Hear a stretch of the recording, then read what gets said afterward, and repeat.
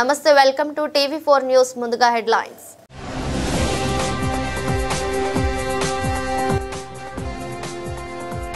Deep tech innovation సదస్సులో ముఖ్యమంత్రి Chandrababu knowledge hub గా ఏపీ నిలబడడమే లక్ష్యమని వెల్లడి.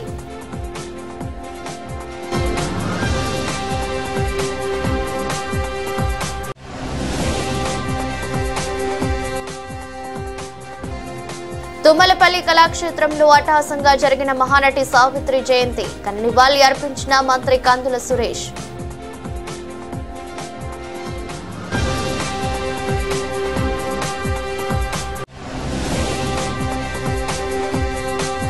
ఘనంగా పోలీస్ ఏఆర్ గ్రౌండ్స్ 62వ హోంగార్డుల వ్యవస్థాపక దినోత్సవం. హోంగార్డులు అత్యుత్తమ సేవలు అందిస్తున్నారని ప్రశంసించిన కమిషనర్ ఎస్పీ రాజశేఖర్ బాబు.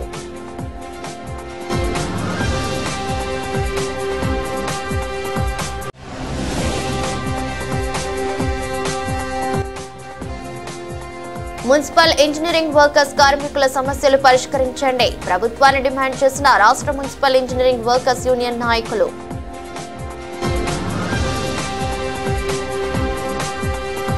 సహజ నటన సావిత్రికే సొంతమని తెదేపా పోలిట్ బ్యూరో సభ్యుడు తొండెపు దశరథ జనార్దన్ అన్నారు. మహానటి సావిత్రి కళాపీఠం ఆధ్వర్యంలో హనుమం తరహై గ్రంథాలయంలో నిర్వహించిన సావిత్రి జయంతి వేడుకలకు ఆయన ముఖ్య అతిథిగా పాల్గొని ప్రసంగించారు. నటిగానే కాక దర్శక నిర్మాతగా చిత్ర పరిశ్రమలో తనకంటూ ఒక ప్రత్యేక స్థానాన్ని సంపాదించుకున్నారని కొనియాడారు. పరుచూరి విజయలక్ష్మి సావిత్రి కళాపీఠం పేరుతో సంస్థను నెలకొల్పి కార్యక్రమాలు నిర్వహించడం అభినందనీయమన్నారు. అనంతరం నిర్వాహకులు జనార్దన్ తో పాటు నవరం థియేటర్ అధినేత ఆర్వి భూపాలరావు ప్రసాద్ ను ఘనంగా సత్కరించారు. కార్యక్రమంలో దుర్గా కళామందిర్ నిర్వాహకుడు పాలేపు రామారావు, డేవిడ్ రాజు, ప్రబల శ్రీనివాస్ తదితరులు ఉన్నారు.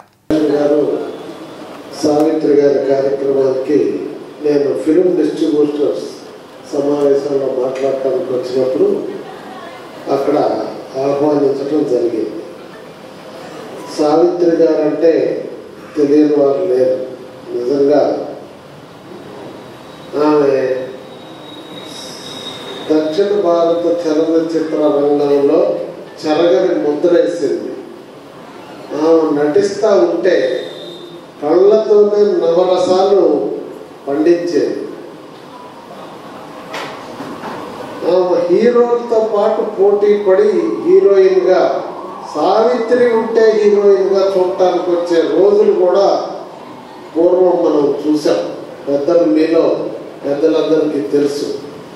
అట్లాంటి ప్రత్యేకతను సంతరించుకున్న సావిత్రి గారు మన పక్కనే తెనాలిలో పుట్టడం, ఆ తర్వాత పాపం కొద్ది వయసులోనే వారి తండ్రి గారు పరమపదించటం, పెదనాన్న గారి దగ్గర పెరగటం, పెరిగే టైంలో ఆయన గమనించాడు ఏమిటి నాట్యం పట్ల ఆసక్తి ఉందని, కళల పట్ల ఆసక్తి ఉందని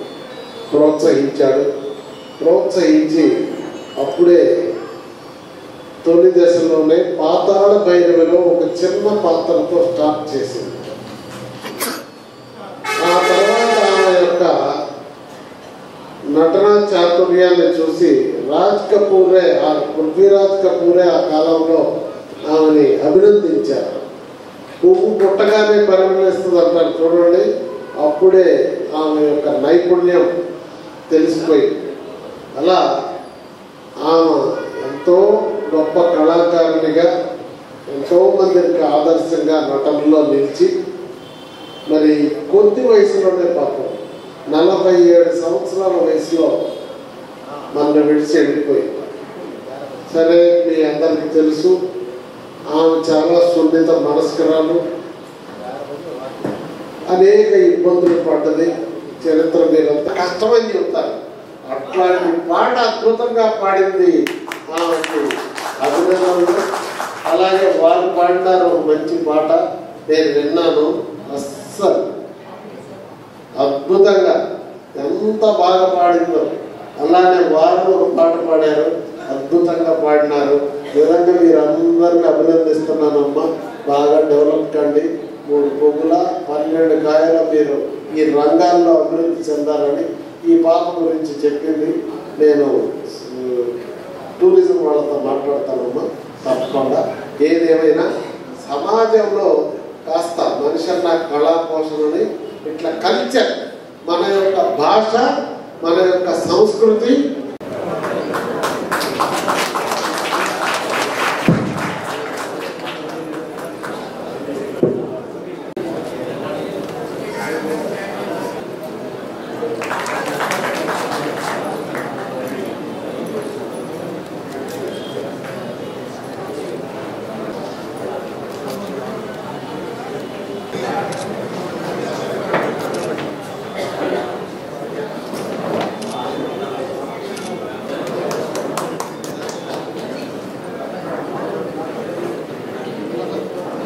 అత్యాధునిక సాంకేతికత ఇన్నోవేషన్ అభివృద్ధికి దోహదం చేస్తాయని, ఈ విషయంలో ముందుండాలనే ఉద్దేశంతో ఆంధ్రప్రదేశ్ను నాలెడ్జ్ హబ్గా నిలపాలనే లక్ష్యాన్ని నిర్దేశించుకున్నట్టు ముఖ్యమంత్రి నారా చంద్రబాబు నాయుడు తెలిపారు.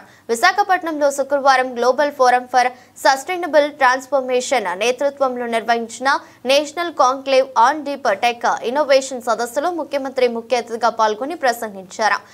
Shaping the next era of governance అనే అంశంపై నిర్వహించిన సదస్సులో ముఖ్యమంత్రి మాట్లాడుతూ ఆంధ్రప్రదేశ్లో ఇన్ఫర్మేషన్ టెక్నాలజీ రంగాన్ని ఎలా అభివృద్ధి చేశామనేది వివరించారు.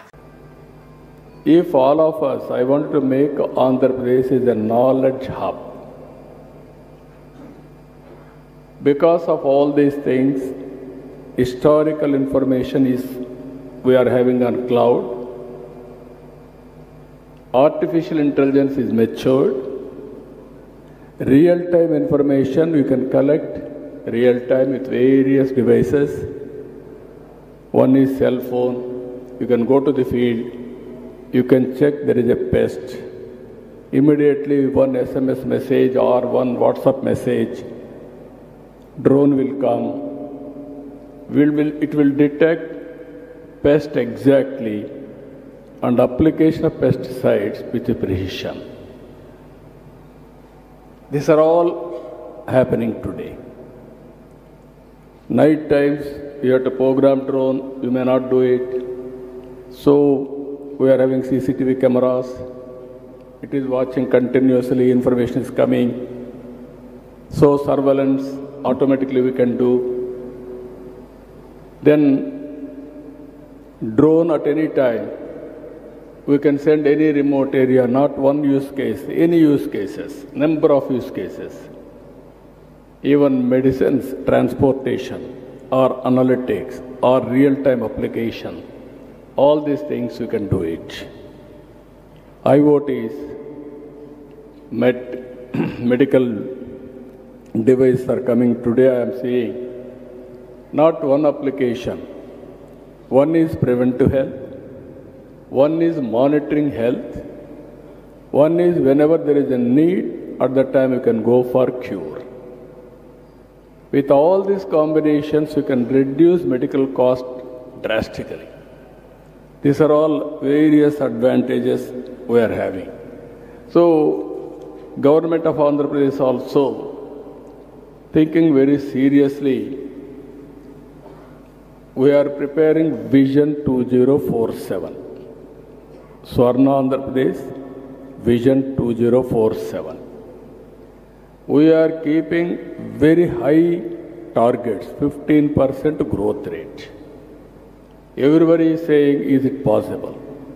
It is possible, we wanted to prove it. 14 to 19. Police శాఖకు వెన్నెముకలా నిలిచి హోంగార్డులు అత్యుత్తమ సేవలు అందిస్తున్నారని పోలీస్ కమిషనర్ ఎస్పీ రాజశేఖర్ బాబు కొనియాడారు. శాంతి భద్రతల పరిరక్షణలో వారు అందిస్తున్న సేవలు మరవలేనివని పేర్కొన్నారు. శుక్రవారం గౌరవ వందనం స్వీకరిస్తున్న పోలీస్ ఏఆర్ గ్రౌండ్స్ 62వ హోంగార్డుల వ్యవస్థాపక దినోత్సవం నిర్వహించారు. హోంగార్డ్స్ జెండాను ఆయన ఆవిష్కరించారు. అనంతరం వారి గౌరవ వందనం స్వీకరించారు. సిపి మాట్లాడుతూ 1963లో రాష్ట్రంలో ఏర్పడిన హోంగార్డ్స్ వ్యవస్థ శాంతి భద్రతల పరిరక్షణ, ట్రాఫిక్ నియంత్రణ, నేర పరిశోధన, సిఐడి టాస్క్ ఫోర్స్, వాహన డ్రైవర్లు, కంప్యూటర్ ఆపరేటర్లుగా విధులు నిర్వహించారని చెప్పారు. కేంద్ర రాష్ట్ర ప్రభుత్వ సంస్థల్లోనూ విధులు నిర్వహిస్తున్నారని కొనియాడారు. ఏడాది 250 మంది తమిళనాడు ఎన్నికలకు బందోబస్తు విధులు నిర్వహించారని గుర్తు చేశారు. ఇటీవల విజయవాడ వరదల్లోనూ సమర్థంగా పనిచేశారని తెలిపారు. పోలీసులతో సమానంలో నగరంలోని అనేక బందోబస్తుల్లో పాల్గొంటున్నారని ప్రశంసించారు. ఈ ఏడాది 6 హోంగార్డులు మరణించారని, 8 మంది ఉద్యోగ విరమణ చేశారని, వారికి 70 లక్షలు అందించామని వివరించారు. మహిళా హోంగార్డులకు 3 నెలల వేతనంతో కూడిన సెలవు ఇస్తామని వెల్లడించారు. 2025లో ఉద్యోగ విరమణ చేసే వారికి శాలువాలు కప్పి ఘనంగా సత్కరించారు. కనువిందైన పరేడ్ నిర్వహించిన మొదటి కాంటింజెంట్ ను సిపి అభినందించారు. మహాత్మా గాంధీ రోడ్డులో హోంగార్డులు కవాతు నిర్వహించారు. కార్యక్రమంలో డీసీపీలు Gautami Shali, Udayarani, Krishnamurthy Naidu, SVD Prasad, home guards commandant T Anandababu, ఏడీసీపీలు జి రామకృష్ణ, ఏసీపీలు తదితరులు పాల్గొన్నారు. ఆంధ్రప్రదేశ్లో మొట్టమొదటిగా విజయవాడ నగరంలో ఈ హోంగార్డ్ వ్యవస్థ ప్రారంభించబడింది. ఈ వ్యవస్థ ఆవిర్భవించి ఇప్పటికీ 62 సంవత్సరాలు పూర్తి చేసుకోవడం జరిగింది. ప్రస్తుతము గౌరవ వేతనంగా హోంగార్డులకి రోజువారీ వేతనం 710 రూపాయలు పొందుతున్నారు. అయితే రాష్ట్ర ప్రభుత్వ సంస్థల్లో డెప్యుటేషన్పై పనిచేసే వారికి రోజువారీ వేతనం 735 రూపాయల చొప్పున, అదేవిధంగా కేంద్ర ప్రభుత్వ సంస్థల్లో పనిచేసే వారికి రోజువారీ వేతనం 760 రూపాయల చొప్పున చెల్లించడం జరుగుతుంది. మన విజయవాడ సిటీలో ఎన్టీఆర్ పోలీస్ కమిషనరేట్ మొత్తం 998 మంది హోంగార్డు ఉండగా వీరు శాంతి భద్రతల పరిరక్షణ, ట్రాఫిక్ నియంత్రణ, క్రైమ్ నియంత్రణ, సిఐడి, టాస్క్ ఫోర్స్, పోలీస్ అంతర్గత భద్రత, పోలీస్ వాహనాల డ్రైవర్లు, అదేవిధంగా కంప్యూటర్ ఆపరేటర్గా పనిచేస్తూ మరోవైపున కేంద్ర రాష్ట్ర ప్రభుత్వ సంస్థల భద్రత కొరకు అనేక టెక్నికల్ జాగ్రత్తలందరూ కూడా వీరు పనిచేస్తున్నారు. అగ్ని ప్రమాదాలు, వరదలు, కోవిడ్ వంటి అత్యవసర విపత్కర పరిస్థితి ఏర్పడినప్పుడు విధులు నిర్వహించడం, మత సామ్రాజ్యాన్ని కాపాడడం, ఆర్థిక సామాజిక సంక్షేమ కార్యక్రమాల్లో పాల్పంచుకోవడం ఇవన్నీ హోంగార్డు విధుల్లో భాగం. మన విజయవాడ సిటీ పరిధిలో విఐపి బందోబస్తులు, దసరా నవరాత్రులు, మేరీమాత ఉత్సవాలు, భవానీ దీక్ష లాంటి బందోబస్తులు, ఇతర ప్రభుత్వ కార్యక్రమాలు, night beats, day beats, communication విభాగాల్లో వీరు సమర్థవంతంగా విధులు నిర్వహిస్తున్నారు. అంతేకాక ఈ సంవత్సరంలో తమిళనాడు రాష్ట్ర జనరల్ ఎలక్షన్కి 250 మంది హోంగార్డ్స్ మరియు ఆంధ్రప్రదేశ్ రాష్ట్ర జనరల్ ఎలక్షన్కి హాజరై సమర్థవంతంగా విధులు నిర్వహించారు. మరియు ఈ సంవత్సరం సెప్టెంబర్ నెలలో విజయవాడలో ఆకస్మికంగా వచ్చిన వరదల్లో 330 మంది హోంగార్డులు వరదల్లో చిక్కుకుని ఉన్న వారి విధులను సమర్థవంతంగా నిర్వహించారు.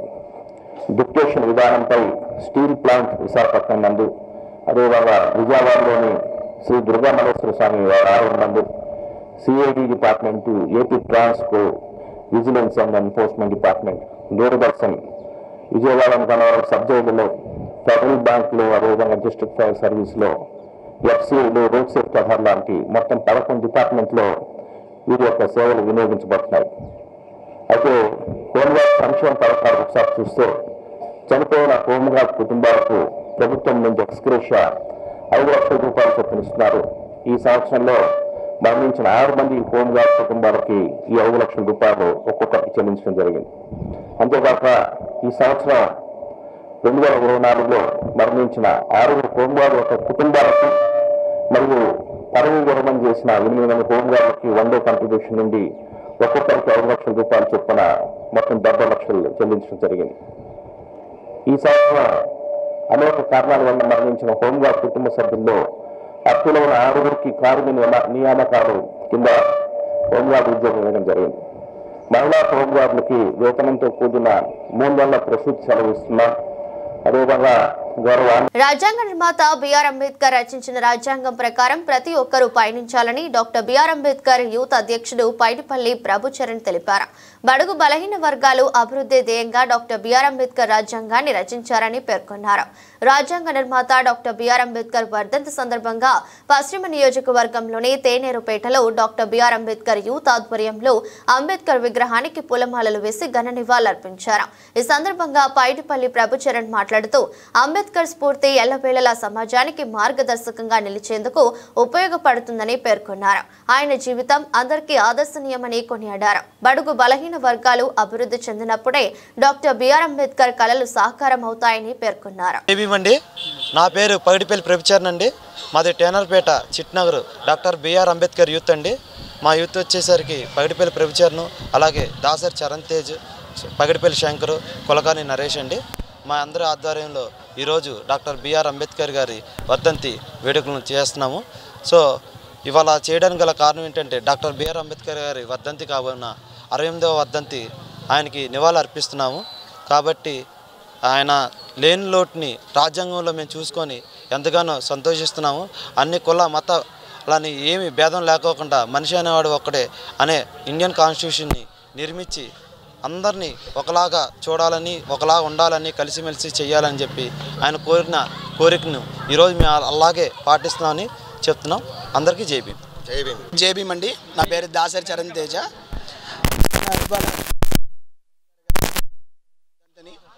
అసలు అందరికీ అంబేద్కర్ గారి వర్ధంతి, ఆయన జీవిత చరిత్ర, ఆయన పడ్డ కష్టం గురించి ఇప్పుడున్న పిల్లలకు తెలియడం కోసం ఇవాళ మేము చిత్ర ప్రదర్శన జరుగుతుందండి.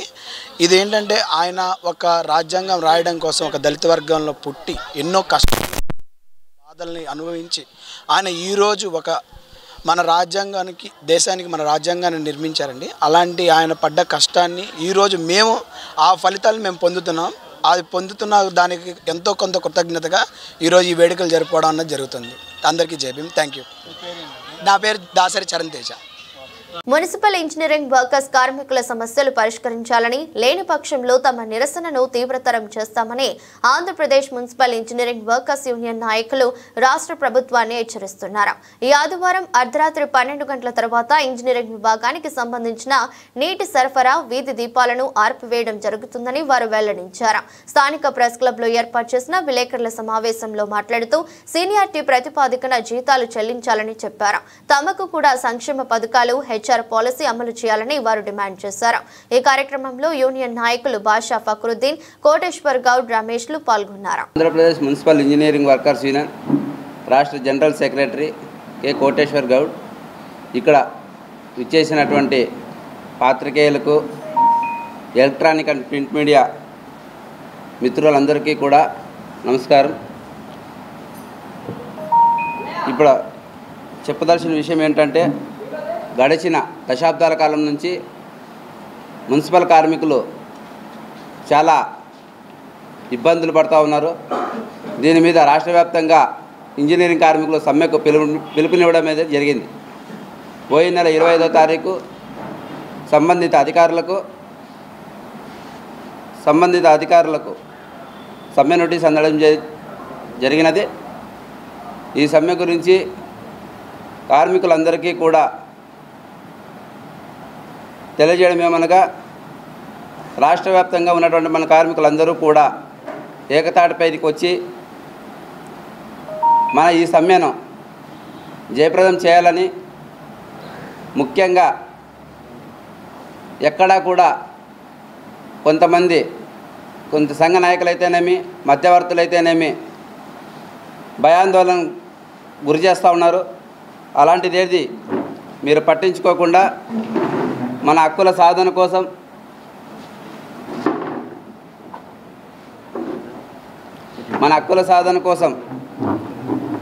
మనం పాటుపడుతూ మన సమస్యలు మనమే తీర్చుకోవడానికి మన కార్మికులే ఈ యూనియన్ పెట్టుకోవడం జరిగింది. మీకోసం ఈ యూనియన్ ఎల్లప్పుడూ కూడా కృషి చేస్తుందని తెలియజేస్తూ సెలవు తీసుకుంటాం. చేద్దామా? Andhra Pradesh municipal engineering workers union తరఫున 9వ తారీఖున సమ్మె చేయబోతున్న మున్సిపల్ కార్మికులందరికీ కూడా, అంటే ఇంజనీరింగ్ మున్సిపల్ కార్మికులందరికీ కూడా విప్లవాది వందనాలు. Andhra Pradesh municipal engineering workers union రాష్ట్ర అధ్యక్షుడైన కె బాబా ఫక్రుద్దీన్ అన్న నేను మీడియా ముఖంగా అలాగే పత్రికాముఖంగా తెలపడం ఏమనగా, మేము గత 25 సంవత్సరాల నుంచి ఎటువంటి కష్టపడుతున్నామంటే, ఎప్పుడు వస్తామో తెలియదు, ఎప్పుడు పోతామో తెలియదు. పేరుకు మాత్రం మాకు అదేదో ఎసెన్షియల్ సర్వీస్ అని ఒక మెడల్ వేశారు మాకు మెడలో.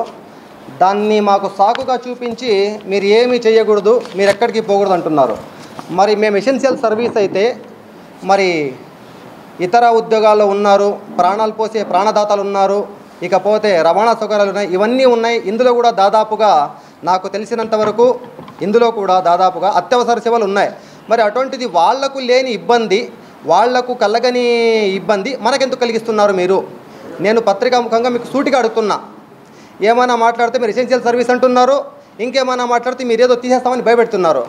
అరే అదేంటండి, ఇది ఉద్యోగం 20 సంవత్సరాలు తీస్తూ ఉంటే ఎవరో వస్తారంటారు, అతను ఏదో చెప్తే ఎవరో చెప్తే తీసేస్తామంటారు, ఇంకెవరో బెదిరిస్తారంటారు. ఇక సమ్మె చేయడానికి కూర్చుందామంటే ఇక్కడ ఉన్న ఈ ఇతర సంఘాలు ఏం చెప్తున్నారంటే ప్రభుత్వం చెప్పిందో లేదో తెలియదు, అధికారులు చెప్పిందో లేదో తెలియదు. కాకపోతే ఇతర సంఘాలు ఏం చెప్తున్నాయంటే మీరు ఏదో సమ్మె చేస్తే బెదిరిస్తారంట, ఇంకా మీరు ఏదో ప్రాణాలు తెగించి పోరాడాలంట.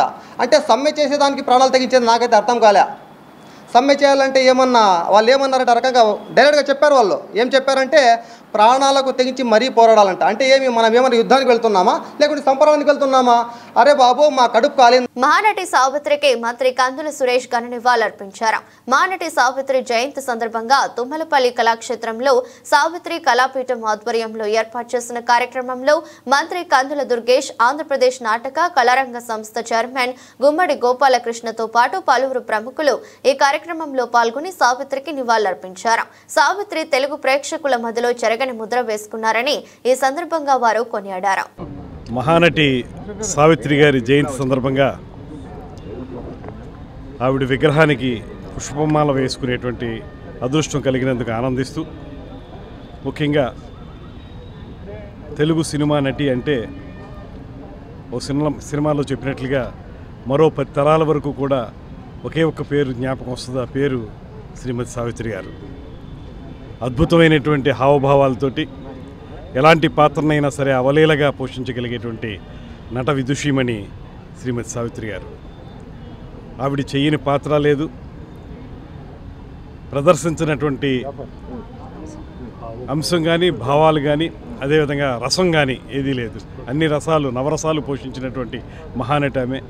అటువంటి సావిత్రి గారు భౌతికంగా మన మధ్య లేకపోయినా వారి యొక్క పాత చిత్రాలు చూస్తుంటే ఎంత సహజంగా ఉంటాయో, ఎక్కడా కూడా కృతకంగా లేకుండా, ఆర్టిఫిషియాలిటీ అనేది లేకుండా చాలా సహజమైనటువంటి నటనతో అద్భుతంగా ఆవిడ పోషించినటువంటి పాత్రలు సజీవంగా నిలబడతాయి.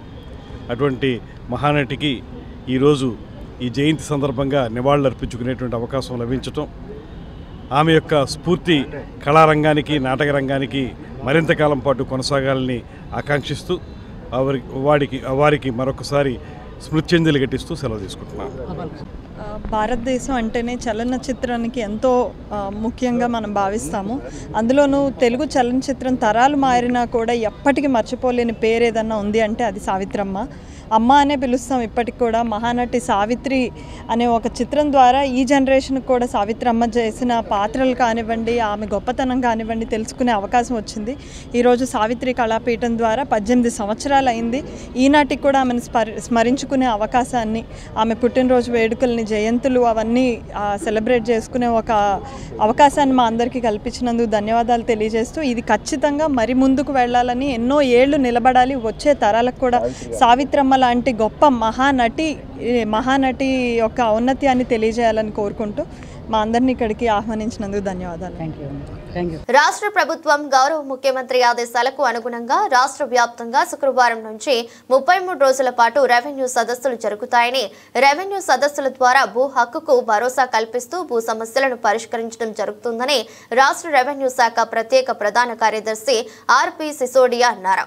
జగ్గైపేట మండలం తక్కెళ్లపాడు గ్రామ సచివాలయం వద్ద స్థానిక శాసనసభ్యులు శ్రీరామ్ రాజగోపాల్ తాతయ్య, జిల్లా కలెక్టర్ డాక్టర్ జి లక్ష్మీసా తదితరులతో కలిసి ఆర్పి సిసోడియా రెవెన్యూ సదస్సును ప్రారంభించారు. సదస్సులో తొలుత గౌరవ ముఖ్యమంత్రి వర్యులు సందేశాన్ని చదివి వినిపించారు. మీ భూమి మీ హక్కు నినాదంతో భూములకు రక్షణ కల్పించేలా ల్యాండ్ గ్రాబింగ్ చట్టం 2024ను ప్రవేశపెట్టాం. దీనికి కొనసాగింపుగా జనవరి 8 వరకు రెవెన్యూ సదస్సులు నిర్వహిస్తాం. ప్రతి కుటుంబానికి భూమి అనేది ఒక భరోసా. అయితే గత ప్రభుత్వం 5 ఏళ్ల కాలంలో భూ కబ్జాలు, రికార్డుల మార్పు, రీసర్వే అంటూ కష్టాలు తెచ్చిపెట్టింది. ఈ నేపథ్యంలో భూ సమస్యల పరిష్కారానికి గ్రామాల్లో రెవెన్యూ సదస్సుల నిర్వహణ ఆందోళన తలపెట్టాం. భూ సమస్యలపై బాధితులు ప్రభుత్వం చుట్టూ తిరగడం కాదు, ప్రభుత్వమే ప్రజల వద్దకు వెళ్లి సమస్య పరిష్కరించాలనేదే మా ఉద్దేశమంటూ ముఖ్యమంత్రి వర్యులు సందేశాన్ని చదివి వినిపించారు. అనంతరం సదస్సు వద్ద ఏర్పాటు చేసిన ధృవీకరణ పత్రాల మంజూరు, గ్రామ రికార్డుల ప్రత్యేక కౌంటర్లను సిసోడియా పరిశీలించారు. ఈ సందర్భంగా సిసోడియా మాట్లాడుతూ గతంలో ఏటా రెవెన్యూ సదస్సులు జరిగేవని, గుర్తున్నంత వరకు 2017లో చివరిసారిగా సదస్సు జరిగిందన్నారు. గౌరవ ముఖ్యమంత్రి ఎప్పటి నుంచో ఈ సదస్సులు నిర్వహించాలని ప్రయత్నిస్తున్నా విజయవాడ వరదలు వంటి కారణాల వల్ల కొంత జాప్యం జరిగిందని, ఇప్పుడు ఆయన ఆకాంక్షకు అనుగుణంగా రాష్ట్ర వ్యాప్తంగా సదస్సులు నిర్వహిస్తున్నట్లు తెలిపారు. రెవెన్యూ సదస్సులు స్టార్ట్ చేయడం జరిగింది. ప్రతి మండలంలో డైలీ ఒక విలేజ్ కానీ 2 విలేజెస్ ఈ mandal level teams mandal nodal officer ఆధ్వర్యంలో వెళ్ళిపోయి గ్రామ సభలు కండక్ట్ చేస్తారు. అన్ని సమస్యలు, పాత సమస్యలు ఏదైతే పీజీఆర్ఎస్లో రిజిస్టర్ అయినాయి వాటి అన్నిటినీ మళ్ళీ ప్రజల ముందుకి పెట్టి ఒక సోషల్ ఆడిట్ లాగా ఈ సమస్యలు ఉన్నాయి, మేము మా లెక్క ప్రకారం పరిష్కారం అయిందా లేదా అని అడుగుతాం.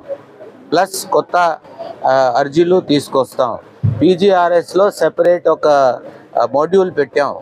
డైలీ దాన్ని డాష్ బోర్డ్ చూసుకొని గౌరవనీయులైన మా మినిస్టర్ గారు, రెవెన్యూ మినిస్టర్ గారు, తర్వాత గౌరవనీయుల చీఫ్ మినిస్టర్ గారు డైలీ దాన్ని మానిటర్ చేస్తున్నారు, అబ్జర్వ్ చేస్తున్నారు. కలెక్టర్లు అందరూ అప్రమత్తంగా ఉన్నారు. ఆ మొత్తం రెవెన్యూ సిబ్బంది ఈ రోజు నుంచి 33 రోజుల దాకా ఫీల్డ్లో ఉంటుంది, తిరుగుతుంది. సమస్యలన్నీ పరిష్కారం చేయడానికి ప్రయత్నాలు చేస్తాము. 8 జనవరి దాకా ఈ ప్రోగ్రాం నడుస్తుంది. సండే పబ్లిక్ హాలిడే రోజులు మాత్రం ఉండదు. Thank you. ఈరోజు ఎన్టీఆర్ జిల్లాలో రెవెన్యూ సదస్సు ప్రారంభమైంది. సో 16 మండలాల్లోనూ, సో అలాగే ఈవెన్ అర్బన్ మండలాలు కూడా సో ఈ రెవెన్యూ సదస్సు తహసీల్దార్ స్వతహా ఒక విలేజ్కి వెళ్ళి ఈరోజు రెవెన్యూ సదస్సు జరిపించడం జరుగుతూ ఉంది. ఇది వచ్చే ఒక నెల వరకు, అంటే జనవరి 8వ తారీఖు వరకు జరుగుతుంది. టోటల్ 322 అయితే గ్రామాలు ఉన్నాయో ప్రతి గ్రామాలని కవర్ చేసుకుంటూ ఆ గ్రామంలో ఉన్న భూ వివాదాలు అయితే ఉన్నాయో, రెవెన్యూ రిలేటెడ్ సమస్యలు అయితే ఉన్నాయో అవన్నీ క్షుణ్ణంగా పరిశీలించి అక్కడనే సో టైం డిసైడ్ చేసుకుంటూ సర్వేకి టీం పంపించి సో వాళ్ళ ముందర సమక్షంలో సర్వే చేసి దీన్ని కంప్లీట్గా ఈ భూ వివాదాలకి స్వస్తి పలకాలనేది ఈ కార్యక్రమం ఉద్దేశము. దీనికోసము రాష్ట్ర వ్యాప్తంగా అలాగే మన జిల్లాలో కూడా ఇది కంప్లీట్ 1 మంత్ క్యాంపెయిన్ లాగా టేకప్ చేస్తూ ఉన్నాము. ఇప్పుడు ఇక్కడ జగపేట కాన్స్టిట్యూన్సీలో టెక్కలిపాడు గ్రామానికి వచ్చి ఉన్నాము. ఇక్కడ చూసుకుంటే 16 పిటిషన్స్ వచ్చి ఉన్నాయి. సో దీంట్లో ముఖ్యంగా ఒకటి మ్యూటేషన్ను, సో ఇంకొక 2 ఇది ఎక్స్టెంట్ వేరియేషన్ వస్తే, ఇంకొకటేమో వాళ్ళ భూమి ఎండోమెంట్లో ఉందని పడింది, టెంపుల్ భూమిని. సో అది చూస్తే ఇది ప్రాపర్గా కోఆర్డినేషన్ చేసుకొని చేసే పని ఉంటుంది. సో ఇటువంటి సమస్యల వల్ల రైతులు ఎంత బాధపడుతున్నారు, సో వాళ్ళకి ఎంత మనశ్శాంతి లేకుండా పోతా ఉంది అనేది గ్రహించి గవర్నమెంట్ ఈ రెవెన్యూ సదస్సు కార్యక్రమం పెట్టింది. సో ఈ కార్యక్రమం ద్వారా ఇటువంటి ఏ సమస్యలు ఉన్నా కూడా even court case. YCP MP Vijayasai Reddy CM చంద్రబాబుపై చేసిన వ్యాఖ్యలను టీడీపీ నేత బుద్ధా వెంకన్న తీవ్ర స్థాయిలో ఆగ్రహం వ్యక్తం చేశారు. విజయసాయిరెడ్డి వ్యాఖ్యలు టీడీపీ నాయకులు మనోభావాలు దెబ్బతీస్తున్నాయని ఆగ్రహం వ్యక్తం చేశారు. విజయసాయిరెడ్డి ఒక బ్రోకర్ అని, బ్రోకర్ కాబట్టి ఆయనకు రాజ్యసభ సీటు ఇచ్చారని ఆరోపించారు. చంద్రబాబు నాయుడు గారు ఏ అవినీతి చేయలేదనే కదా 53 రోజులు మీరు జైల్లో పెడితే రాజమండ్రి నుంచి తాడేపల్లి ఇంటికాడికి రావడానికి, ఆయనకి ఉండవల్లి ఇంటికి రావడానికి ఒక రోజు పట్టింది. అంటే జన సముద్రం. జగన్మోహన్ రెడ్డి నిన్న జైల్లో వేస్తే ఇంటికి మీకు బెయిల్ వచ్చినప్పుడు చక్కగా కారులో ఇంటికి వెళ్ళిపోయారు. మీకు ఎవరైనా వచ్చాడా స్వాగతం పలకడానికి? ఎవరిని వచ్చారో బాధపడదు. మీరు అవినీతి కేసులో వెళ్ళారు, ప్రజల ఆస్తులు దోచుకుని వెళ్ళారు, చంద్రబాబు నాయుడు గారిని అక్రమంగా అరెస్ట్ చేసి లోపల పెట్టారు. కాబట్టి కదా ప్రజల మద్దతు ఆయనకు ఉంది. మరి చంద్రబాబు నాయుడు గారిని జైల్లో పెడతామంటావా? ఈ 2 పాయింట్లు ఏదైతే ఆంధ్ర ప్రజలకి ఇష్టమైన నాయకుడే కాక నాలాంటి చాలా మందికి దేవుడితో కొలుస్తాం చంద్రబాబు నాయుడు గారిని. అలాంటి వ్యక్తిని ఈ 4.5 ఏళ్ళలో చావకుండా బతికి ఉంటే నేను జైలుకి పంపిస్తానన్న మాటల్లో అర్థం ఏంటి అంటే, చంద్రబాబు నాయుడు గారు లాంటి వ్యక్తిని నాకు అనుమానం ఉంది. ఈ జగన్మోహన్ రెడ్డి గ్యాంగ్ ఆయన ఏమన్నా చేస్తారేమో అని. వార్తలు ముగించే ముందు మరోసారి హెడ్లైన్.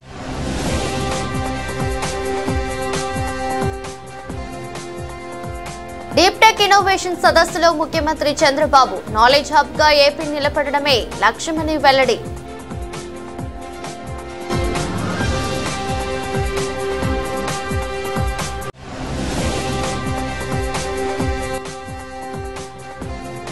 తుమ్మలపల్లి కళాక్షేత్రంలో అట్టహాసంగా జరిగిన మహానటి సావిత్రి జయంతి నివాళి అర్పించిన మంత్రి కందుల సురేష్.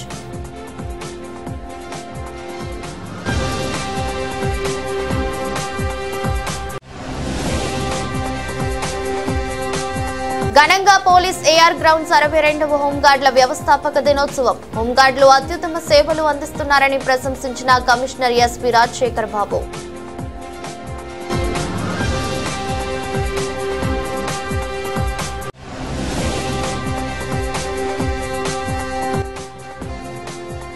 మున్సిపల్ ఇంజనీరింగ్ వర్కర్స్ కార్మికుల సమస్యలు పరిష్కరించండి ప్రభుత్వాన్ని డిమాండ్ చేసిన రాష్ట్ర మున్సిపల్ ఇంజనీరింగ్ వర్కర్స్ యూనియన్ నాయకులు.